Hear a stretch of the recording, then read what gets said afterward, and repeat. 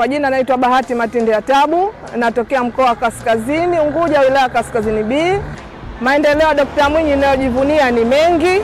Kwanza nashukuru katujengea maskuli mengi, maskuli ya ghorofa kila wilaya. Isitoshe kuna hospitali kila wilaya ametuwekea hospitali. Barabara ziko nyingi za ndani pia kajenga.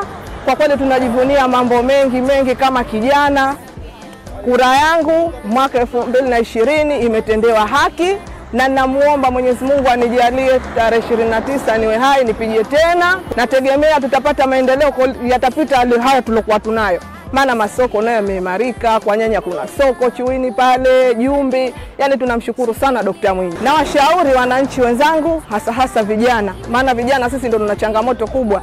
Kwanza ifikapo tarehe 29 tujitokeze kwa wingi kupiga kura, na tunapomaliza kupiga kura basi turudi nyumbani tukasubiri matokeo.